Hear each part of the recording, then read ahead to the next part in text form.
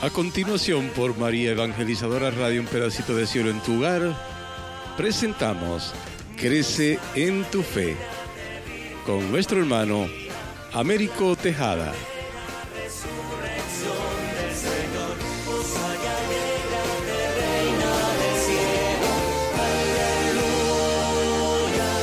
Saludos en este glorioso día y bendiciones a los radios creyentes que escuchan María Evangelizadora Radio, que están sedientos de la palabra de Dios. Les envía un saludo a su hermano Américo Tejada, de la parroquia San Simón está San José, que está localizada en el Bronx y pertenece a la Arquidiócesis de Nueva York. Estamos aquí todos los miércoles de 5 a 6 p.m. y los sábados de 9 a 10 a.m. hora de Nueva York.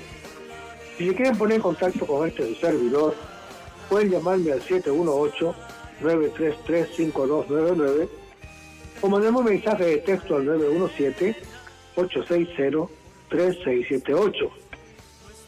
En este segmento de estudio bíblico titulado Crece en tu fe, estamos estudiando una obra de un gran católico, el doctor Scott Hahn, titulada Dios te salve, Reina y Madre. Él en esta obra nos explica por qué ama y honra a la Virgen María y por qué nosotros deberíamos amarla y honrarla también. Con un estilo vigoroso y elegante, el autor expone en este libro el lugar que tiene la Virgen María en la piedad cristiana. Examina y analiza los fundamentos bíblicos y teológicos de la devoción mariana, con una fe profunda y gran amor a la Virgen, y da respuestas a las principales objeciones contra la devoción católica a María. Su mensaje, en plena fidelidad al Concilio Vaticano II, es claro como el cristal, en el modo de concentrar nuestra atención en María, la Madre de Dios, en su relación con Cristo y su Iglesia. Este espléndido trabajo puede ayudar a muchas personas a descubrir o redescubrir a María, pues aporta persuasivos argumentos y emociones para abrazar a María como Madre y como Reina. Vamos a comenzar este segmento con una oración que lo hacemos en el nombre del Padre, del Hijo y del Espíritu Santo. Señor, que todo lo que hagamos este día inicie con tu bendición y termine con tu ayuda. Que todo lo que digamos este día sea motivado por tu amor e inspirado por tu gracia. Que nuestras obras de este día reciban tu inspiración y perduren en tu paz.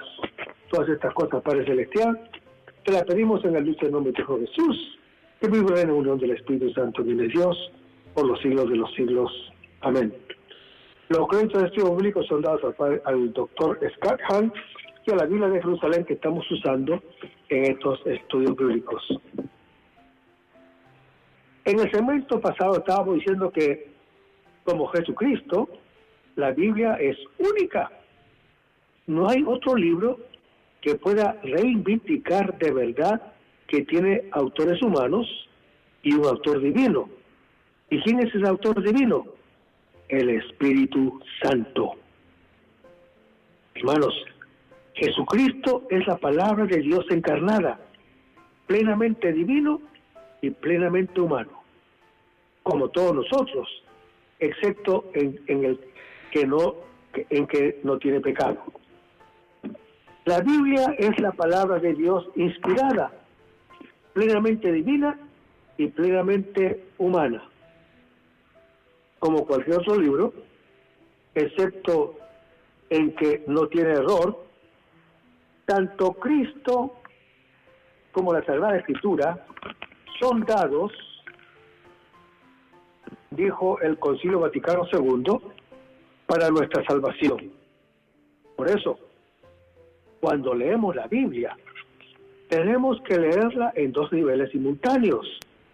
Leemos la Biblia en sentido literal, como leemos cualquier otra literatura humana, pero la leemos también en un sentido espiritual, descubriendo lo que el Espíritu Santo intenta decirnos a través de las palabras. Lo hacemos así a imitación de Jesús, porque esta es la manera en que leía las Escrituras. Se refirió a Jonás en Mateo capítulo 12. Se refirió a Salomón en Mateo capítulo 12 también. Se refirió al templo en Juan capítulo 2. Hermanos, Juan capítulo 2, versículo 13 al 22, es el relato de la purificación del templo, que nos ha sido conservada en los 4 evangelios, solo que en diferentes momentos. Los evangelios sinópticos solo con la escena en los últimos días de la vida del Señor, como está en Mateo capítulo 1 o capítulo 21, Marcos capítulo 11 y Lucas capítulo 19. Mientras que Juan la sitúa al comienzo de su ministerio apostólico, como está en Juan capítulo 2. El 4 evangelio consigna 3 Pascuas durante el ministerio público de Jesús, que está en Juan capítulo 2, Juan capítulo 6 y Juan capítulo 11. La precisión de Juan al referirse a la Pascua de los judíos deja entrever discretamente que esta fiesta, en el momento en que se escribe el Evangelio, ha sido sustituida por la Pascua cristiana. Ya lo había declarado el apóstol Pablo cuando dice: eliminen la levadura vieja para hacer masa nueva, pues son ácimos, porque nuestro Cordero Pascual, Cristo, ha sido inmolado, en 1 Corintios, capítulo 5. El templo mencionado aquí comprende no solamente el santuario, sino todo el conjunto de edificios sagrados, incluyendo los patios. Aquí se trata del patio de los gentiles. Los bueyes, ovejas y palomas eran las víctimas para el sacrificio por el pecado que el pueblo debía ofrecer para purificarse antes de celebrar la Pascua, como está en Levítico capítulo 4, Segunda de Crónicas capítulo 30. Los cambistas suministraban moneda judía para las dádivas del templo. Los cambistas cambiaban el dinero de los peregrinos, pero no a moneda judía sagrada, que no existía, sino simplemente a didracmas. La actitud de Jesús es severa, pero se muestra menos dura hacia los vendedores de paloma, posiblemente porque las palomas constituían el sacrificio de los pobres que está en Levíticos capítulo 12. Hermanos, la acción de Jesús es la protesta de un reformador religioso que corrige con energía los abusos que profanan el templo de Dios. Con esto, Jesús no hacía sino continuar la conducta de los antiguos profetas en el Antiguo Testamento. Leamos. Pero resulta que ustedes confían en palabras engañosas que de nada sirven, para robar, matar, adulterar, curar en falso, incesar al Baal y seguir a otros dioses que no conocían. Luego vienen y se paran ante mí en este templo, donde se invoca mi nombre, y dicen: estamos seguros. Hermanos, para seguir haciendo todas estas abominaciones, una cueva de bandidos se les antoja que lleva mi nombre. Para mí está claro, oráculo del Señor Yahvé, como está en Jeremías capítulo 7. Hermanos, todo el templo es la casa de Dios, que Jesús quiere mantener limpia. En los evangelios sinópticos, las palabras de Jesús son una alusión a Isaías capítulo 56. Leamos. Yo los traeré a mi monte santo y los alegraré en mi casa de oración. Solo holocaustos y sacrificios serán gratos sobre mi altar, porque mi casa será llamada casa de oración para todos los tiempos. Y así el profeta Isaías contempla el templo en un futuro ideal. En el Evangelio de Juan, la palabra dirigida por Jesús a los vendedores de palomas eran una advertencia para no transformar la casa de Dios en casa de comercio. Este acto es también un signo de los tiempos mesiánicos. El profeta Malaquías, en su capítulo 3, preveía una purificación acrisolada para el culto levítico del templo. Y el profeta Zacarías, en su capítulo 14, entrevía para los tiempos mesiánicos una sacralización de todas las cosas en la tierra de Israel. A nivel del cuarto evangelio hay algo más: el anuncio de una víctima nueva. Hermanos, al arrojar fuera del templo a los animales destinados a la inmolación, Jesús significaba que el sacrificio de animales estaba por terminar. El evangelista comenta que los discípulos recordaron lo escrito en el Salmo 69, que dice: el celo de tu casa me devora. Este recuerdo es ya efecto de la acción del Espíritu Santo, que les reveló el sentido profundo de aquel gesto de Jesús. El celo por la casa de su Padre lo devorará. Esto es, hermano que me escuchas, lo llevará hasta la muerte. Este anuncio de la pasión es claro a la luz del contexto general del Evangelio. Es de notar finalmente que Jesús, al llamar a Dios mi Padre, insinúa delicadamente por primera vez el misterio de su filiación divina. La acción que Jesús acaba de hacer revela pretensiones mesiánicas. Más aún, hermano que me escuchas, se presenta como un especial enviado de Dios, a quien llama su Padre. Si está investido de tal autoridad, que presente credenciales. ¿Con qué signo puede legitimar el derecho de purificar el templo? El relato de Jesús sobre la destrucción del templo ocurre también bajo diversas formas.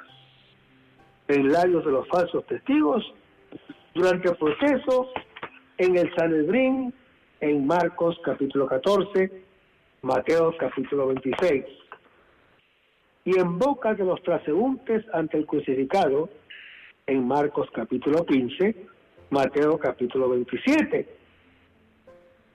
Comentario en que los oyentes han descubierto pretensiones mesiánicas.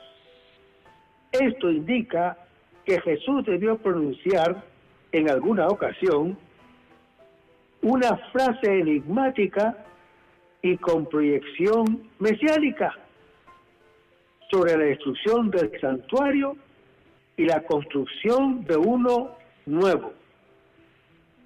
Textos del Antiguo Testamento pudieron servir de base. En efecto, hermano que me escuchas, el profeta Ezequiel en su capítulo 40 al capítulo 46 anunciaba un nuevo templo en visión profética. El profeta Tobías en su capítulo 13 habla de la nueva tienda. El mismo profeta Tobías en su capítulo 14 hablaba de la Jerusalén maravillosa y en ella la casa de Dios. En los textos de los evangelios sinópticos antes mencionados, es Jesús quien destruirá el templo.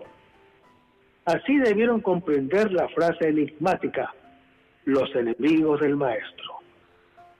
Juan el Evangelista, en cambio, presenta la palabra relativa al santuario como auténtica, pero en una línea de simbolismo más marcado y más profundo. Los tres términos principales son susceptibles de dos sentidos. La palabra destruir puede significar la destrucción de un edificio o la disolución de una vida.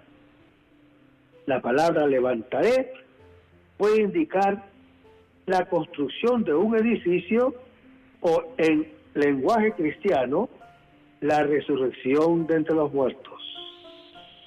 La palabra santuario puede designar el santo de los santos en el templo de Jerusalén, pero también el cuerpo humano como santuario del alma, y en lenguaje cristiano como templo del Espíritu Santo, como está descrito en 1 Corintios capítulo 6, 2 Corintios capítulo 5. En estas perspectivas, hermano que me escuchas, Jesús debió proclamar que sustituiría el templo de Jerusalén por el templo mesiánico, de naturaleza singular y única. La frase en 3 días es una locución que de sí indica un corto lapso de tiempo, como está descrito en Éxodo capítulo 19, Oseas capítulo 6, Lucas capítulo 13. Hermanos, los judíos interpretan la respuesta de Jesús en un sentido obvio y material. Los judíos arguyen justamente sobre los años de construcción del santuario, pero Jesús hablaba del santuario de su cuerpo. Ni los judíos ni los discípulos captaron el sentido profundo de la respuesta de Jesús. El hecho de la resurrección de Jesús y la donación del Espíritu Santo hicieron penetrar en el significado hondo de la acción que había realizado y de la palabra que había proferido. En el Evangelio según San Mateo capítulo 12, encontramos un paralelo a nuestro pasaje de Juan. A la petición de un signo hecha por los escribas y fariseos, Jesús responde también aludiendo a su muerte y resurrección. Leamos.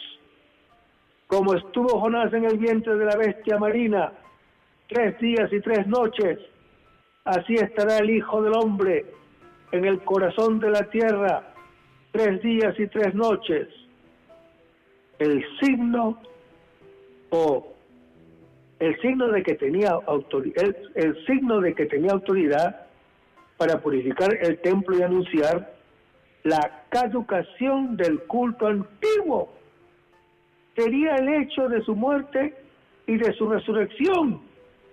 Así como Jesús moriría para resucitar después glorificado, así también el culto del templo de Jerusalén terminaría, pero para ser sustituido por un nuevo culto y un nuevo santuario. Esto es, hermano que me escuchas, en adelante el cuerpo de Jesús reemplazará el templo judío y sus sacrificios. El lugar del nuevo templo y el centro del nuevo culto será Jesús, muerto y resucitado. En esta perspectiva, hermano que me escuchas, te comprende mejor que el cuerpo de Jesús, su carne, será el tabernáculo del Verbo, como está en Juan capítulo 1. Será la morada permanente del Espíritu Santo, como está en Juan capítulo 7.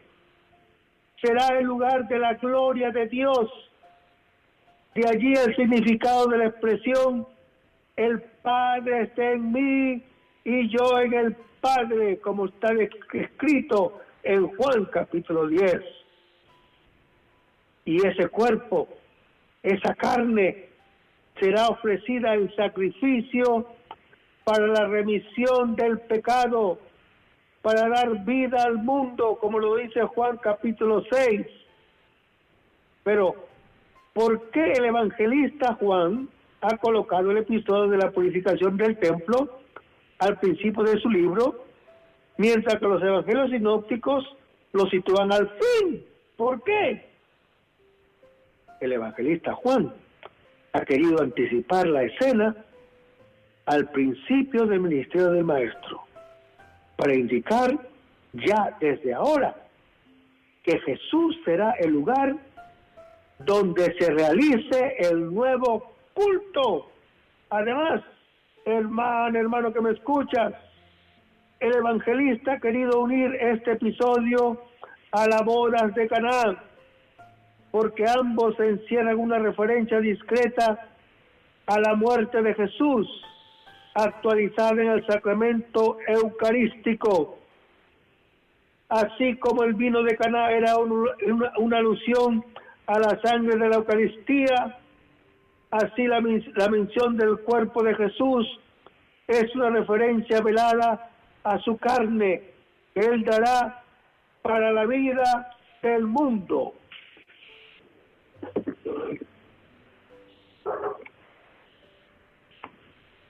Bendito, alabado sea el Señor. Y después vemos a la serpiente de bronce en el desierto de Sinaí, que está en Juan capítulo 3, versículo 14.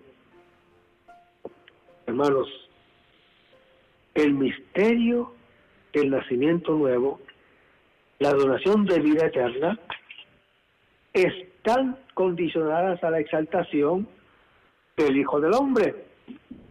Juan alude a la serpiente mencionada en Números capítulo 21. Leamos. Hizo Moisés una serpiente de bronce y la puso sobre el asta. Y cuando alguno era mordido por esa serpiente, miraba a la serpiente de bronce y se curaba. Hermanos, la serpiente de bronce, en la mente de Juan el Evangelista, era tipo de Jesús puesto en alto. Sí, era tipo de Jesús puesto en alto. Esa elevación del Hijo del Hombre obedece a un plan querido y determinado por Dios. Es una necesidad divina. Es lo que indica el verbo es preciso. Y tras la forma pasiva se ha levantado. Se adivina a Dios como el autor último de esa acción. Pero, ¿de qué elevación se trata? Hermanos, el verbo elevar no solo designa la crucifixión de Jesús, sino que incluye dos momentos sucesivos, íntimamente ligados entre sí: su exaltación en la cruz y su exaltación por la resurrección y ascensión al Padre, que está en Juan capítulo 20.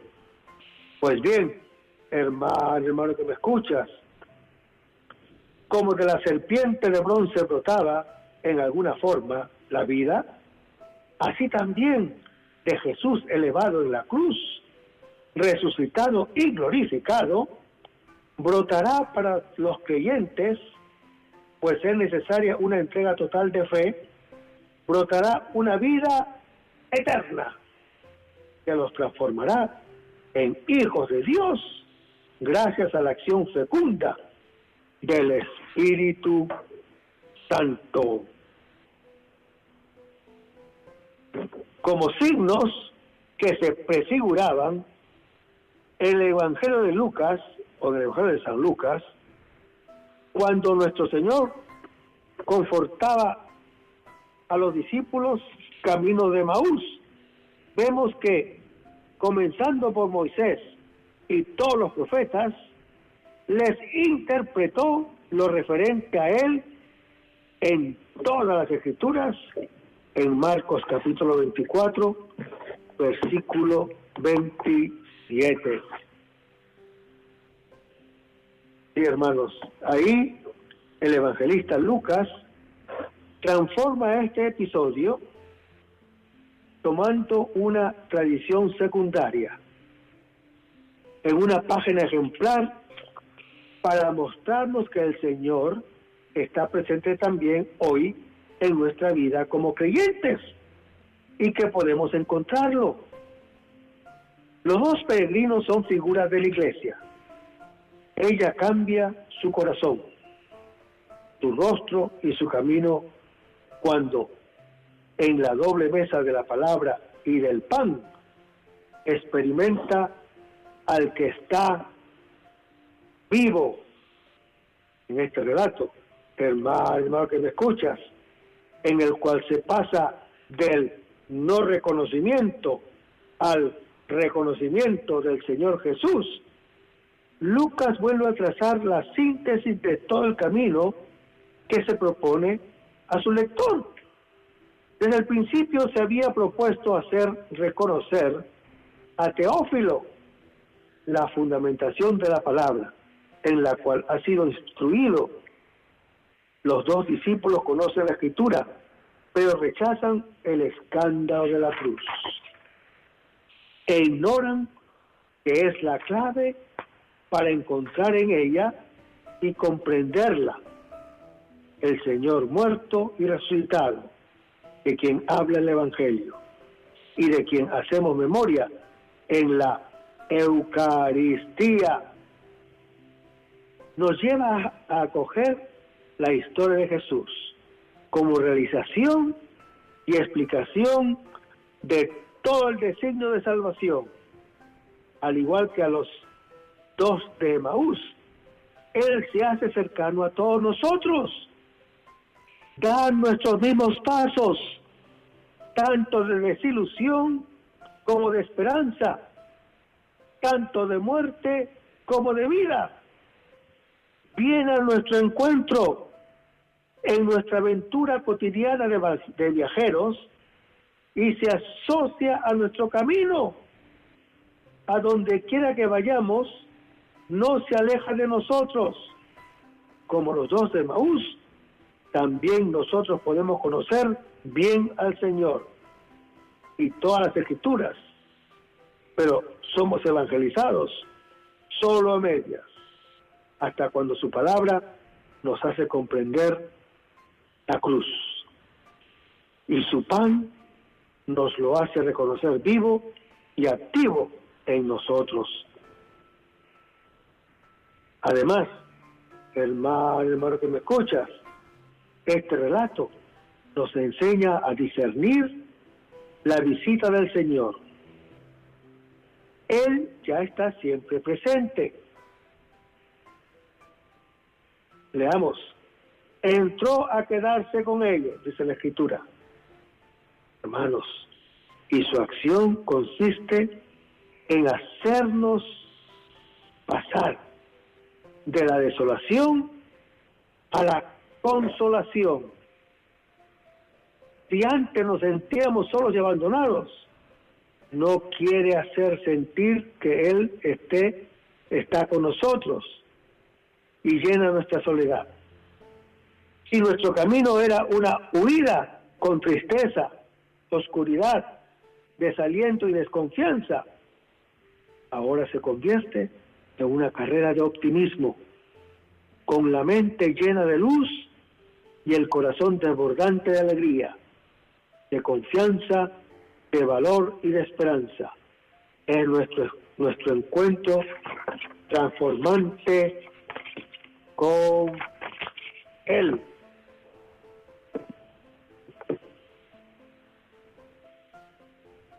Tras esta lectura espiritual del Antiguo Testamento,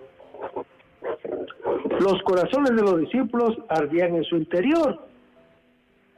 ¿Qué incendió ese fuego en sus corazones? A través de las Escrituras. Jesús había iniciado a sus discípulos en un mundo que iba más allá de sus sentidos. Como buen maestro, Dios presentó lo que no era familiar en términos que resultaban familiares. Más aún, hermano que me escuchas, había creado lo relativo a la familia con este fin en la mente: moldear las personas e instituciones que pudieran prepararnos mejor para la venida de Cristo y la gloria de su reino. Los primeros cristianos siguieron a su maestro, leyendo la Biblia de esta manera, y en la carta de los Hebreos se describe el tabernáculo del Antiguo Testamento y sus rituales como tipos y sombras de las realidades del cielo,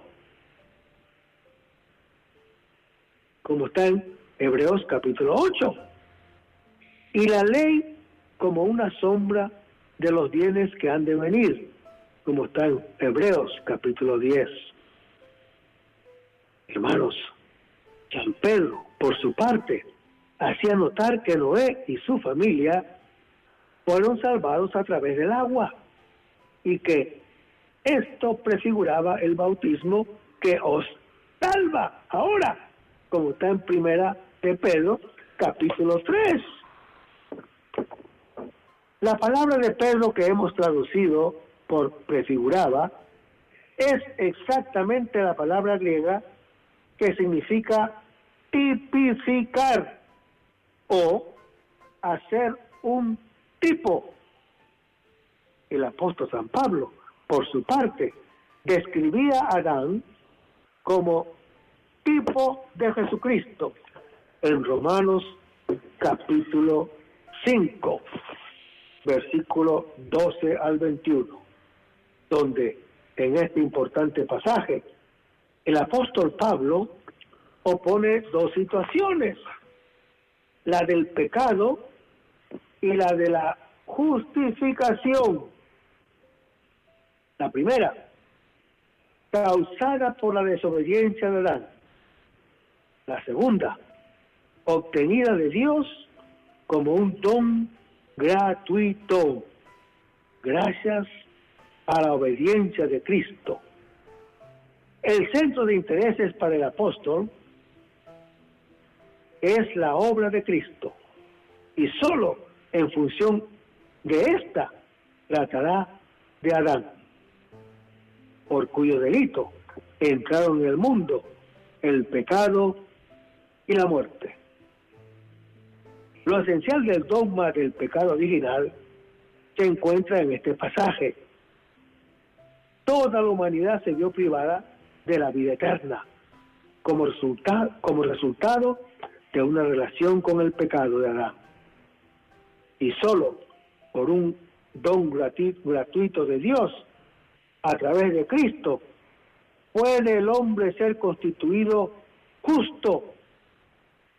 Nuestro objetivo es exponer la doctrina que brota del texto, pero no pretendemos ofrecer aquí una síntesis completa de la doctrina del pecado original. Ahora, a manera de deducción, el apóstol Pablo va a profundizar tanto en la situación fatal de la humanidad como en la grandeza de su salvación, obrada por Cristo. Al tratar del pecado, el apóstol Pablo va a remontarse a los orígenes mismos de la humanidad. En la Escritura, él encuentra que el pecado y la muerte entraron en el mundo a causa de la desobediencia de un hombre. Pues bien, hermano que me escuchas, ahora él proclama que la justicia y la vida vienen también por la obediencia de un solo hombre, Jesucristo, nuestro Señor. Leamos: por un solo hombre el pecado entró en el mundo, y por el pecado la muerte. Hermanos, el apóstol Pablo se refiere claramente al relato del Génesis interpretado por la tradición sapiencial, como Génesis capítulo 2, Sabiduría capítulo 2, Génesis capítulo 3, Eclesiástico capítulo 25. Por Adán, a través de él, a causa de él, el pecado hizo su entrada en el mundo, esto es, en la humanidad. El pecado mencionado no designa tanto el pecado personal de Adán, cuanto el pecado como tal. Y al entrar el pecado, siguió como consecuencia la entrada de la muerte. El pecado y la muerte son presentados como personificados. Leamos. Y así la muerte pasó a todos los hombres, por cuantos todos pecaron. Este verso afirma, primero, el imperio de la muerte sobre cada uno de los hombres, y luego da la razón de ello. Por cuanto todos pecaron. Primero, la cláusula por cuantos todos pecaron no se refiere a los pecados personales de cada hombre, sino a una misteriosa participación de todos los hombres en el pecado de Adán, por la solidaridad en naturaleza con el primer hombre. O sea, al pecar él, todos pecaron. Segundo, la cláusula en cuestión se refiere a los pecados personales de cada hombre, pero como resultado de una naturaleza corrompida, heredada de Adán. El pecado de Adán hirió, debilitó, corrompió la naturaleza humana, de tal manera que los subsiguientes pecados personales tienen una dependencia de causa a efecto y una conexión estrecha con el primer pecado. ¿Qué pensar, señor, hermanos y hermanas que me escuchas? ¿Qué pensar? Creemos que Pablo pensaba en los pecados personales. En efecto, él había afirmado que tanto judíos como griegos, todos están bajo el pecado y que todos pecaron y están privados de la gloria de Dios. Aquí permanece en la misma perspectiva, contempla a esa humanidad pecadora. Todos pecaron, pero liga esta situación a la entrada del pecado en el mundo y encuentra en el pecado de Adán una misteriosa causalidad que será ilustrada a lo largo del pasaje. El pecado y la muerte pasaron a causa de un hombre a todos los hombres. Estos versículos solo son comprensibles admitiendo que de Adán a Moisés los hombres han muerto, no a consecuencia de sus pecados personales, que entonces no eran transgresiones formales de la ley, sino a consecuencia de la falta del primer padre. El apóstol Pablo enseña una muerte hereditaria debida al pecado original. Aún antes de que la ley de Moisés fuera promulgada, comenta el apóstol Pablo, había pecado en el mundo. Esto es un hecho concreto que no requiere ninguna prueba. Pero el pecado, objeta el apóstol, no se imputa como tal ante Dios cuando no hay ley que lo sancione. Por consiguiente, hermano que me escuchas, este periodo en que todavía no existía la ley debería haber ignorado la muerte. Sin embargo, insiste el apóstol Pablo, la muerte no solo existió, sino que reinó desde Adán hasta Moisés, aún sobre aquellos que no pecaron, con una transgresión semejante a la de Adán, el cual violó un precepto positivo impuesto so pena de muerte.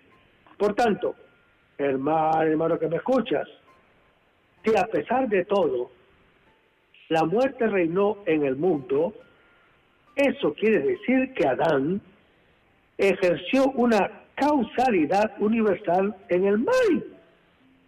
Esta misteriosa realidad de pecado en todos los hombres es lo que la doctrina católica llama el pecado original. Veamos, el cual es figura del que había de venir. Hermanos, esta afirmación es capital.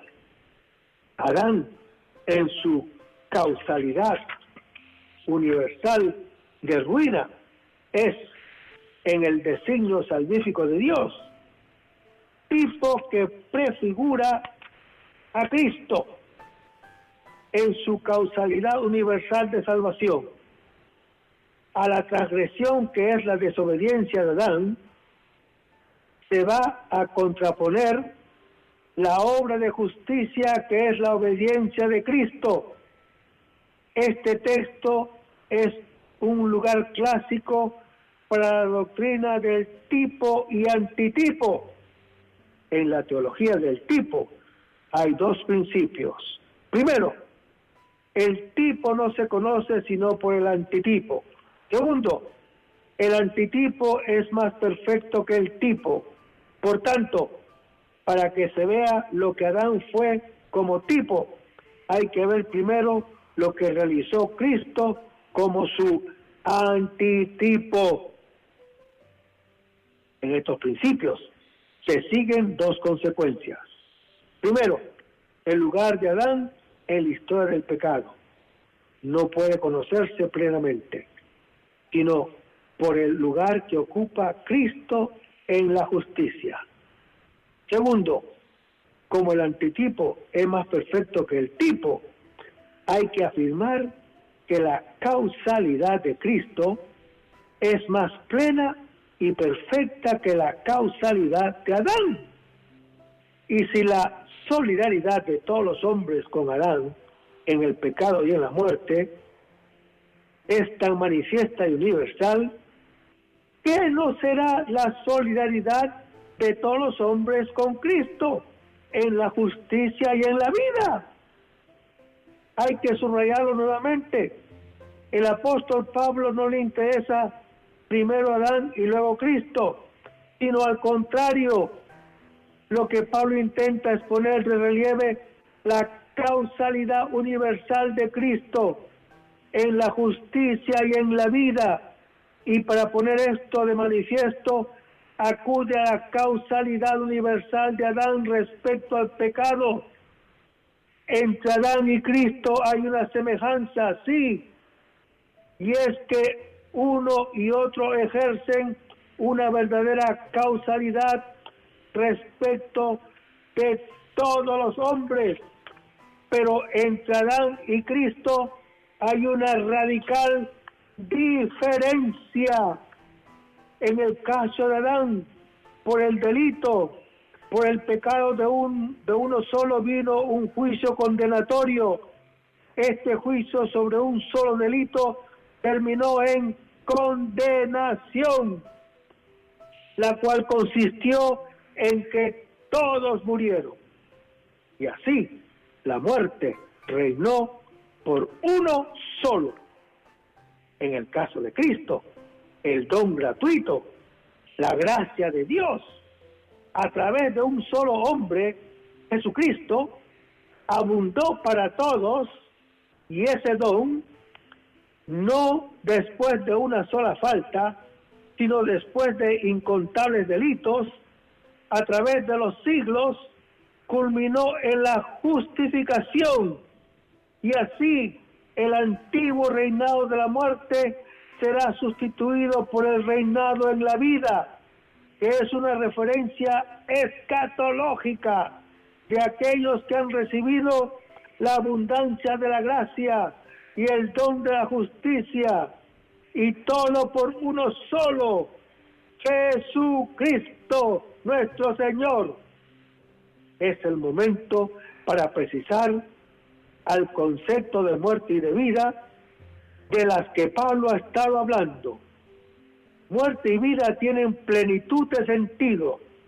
No solamente designan la realidad física, sino juntamente con ella denotan una realidad espiritual.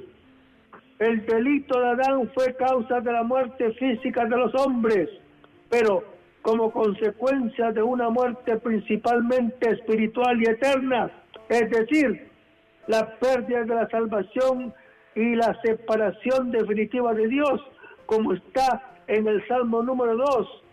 En cuanto a la vida, todos los hombres reciben de Cristo la vida espiritual y eterna.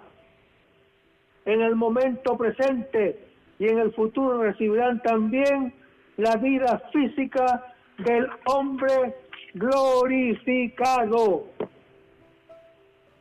Bendito sea Dios. Bendito sea Dios. Entonces, ¿qué es un tipo? Tipo es una persona, lugar, cosa o acontecimiento real del Antiguo Testamento, que prefigura algo más grande del Nuevo Testamento. De tipo proviene la palabra tipología, el estudio de las prefiguraciones de Cristo en el Antiguo Testamento. Debemos subrayar que los tipos no son símbolos de ficción, sino literalmente detalles históricos verdaderos. Cuando, por ejemplo, San Pablo interpretaba el relato del hijo de Abraham como una alegoría que está en Gálatas capítulo 2 o capítulo 4, versículo 24,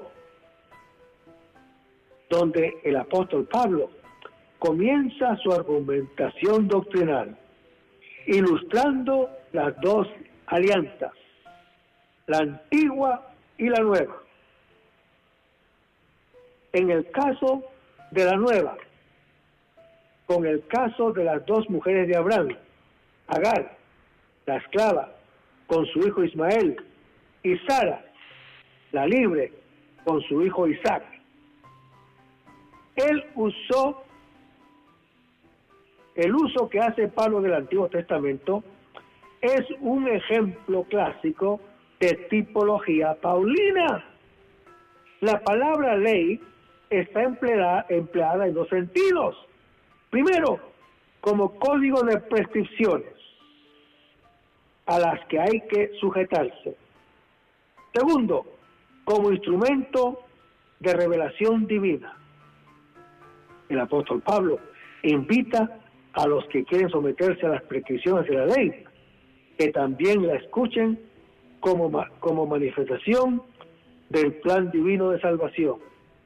Agar, la esclava, tuvo a su hijo Ismael, no por una especial promesa de Dios, sino solo siguiendo las leyes ordinarias de la naturaleza, como está en Génesis capítulo 16. En cambio, Sara, la libre, tuvo un hijo, a su hijo Isaac, gracias a una especial promesa de Dios, y superando las condiciones naturales de Sara, ya que ésta era estéril y de avanzada edad, como está en Génesis capítulo 18. Ismael es el tipo de los judíos, hijos de Abraham por descendencia natural. Isaac es el tipo de los cristianos, hijos de Abraham, gracias a una promesa de Dios. Agar y Sara representan las dos alianzas. Hace una acomodación audaz de situaciones, con el fin de ilustrar su tesis de esclavitud a la ley y de libertad respecto de la misma ley. Para un lector judío, hay aquí una total inversión de órdenes. Agar, la esclava, representa la alianza antigua que tuvo lugar en el monte Sinaí y que esclaviza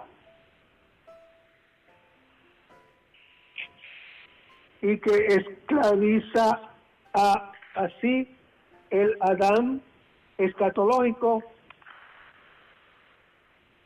que heredaremos nuestro ser espiritual, la ley de y que esclaviza a la ley en ese lugar. Ella es la actual Jerusalén, la cual con sus hijos permanece esclava de la ley. Son los judíos. Sara, la libre, representa la alianza nueva, que ha sido liberada de la ley. Ella es la Jerusalén de arriba, es nuestra madre. Los cristianos somos sus hijos, como está en Apocalipsis capítulo 3, Hebreos capítulo 12, Apocalipsis capítulo 21. A esta nueva Jerusalén, la Iglesia Católica, que ha nacido por intervención de lo alto y que abre sus brazos a todos los gentiles, los cristianos somos, como Isaac, los auténticos hijos de la promesa. Somos hijos de la mujer libre, nacidos no en virtud de las leyes carnales, sino por la fuerza del Espíritu Santo. Hermanos, esto está preciosísimo, pero vamos a tener que dejarlo para el próximo segmento. Yo voy a tratar de repetir un poquito lo que acabo de leer para que tenga un mejor entendimiento. Vamos a despedirnos con una oración y lo hacemos en el nombre del Padre, del Hijo y del Espíritu Santo.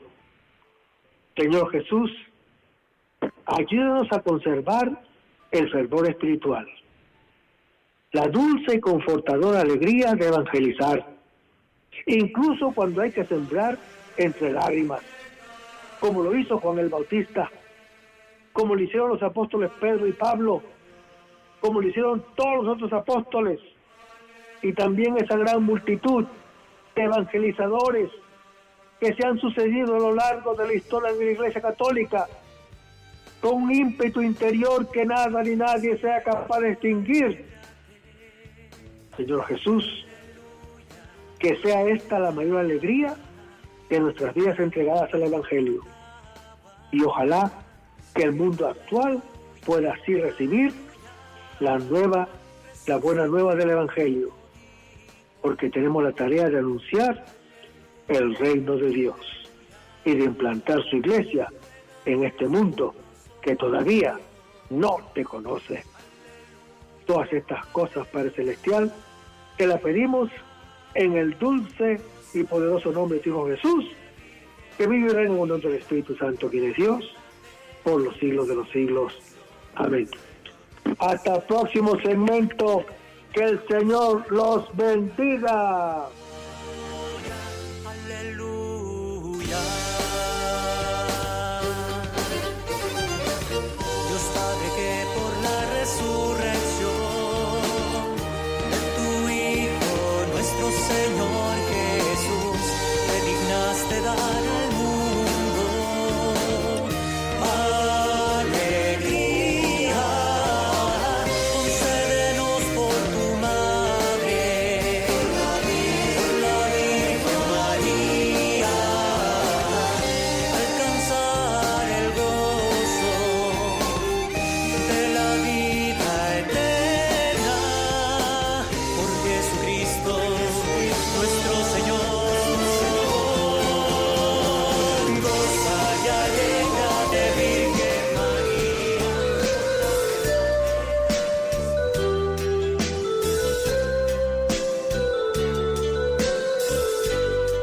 Esta es María Evangelizadora Radio, el camino a tu santidad, porque es un pedacito de cielo en tu hogar.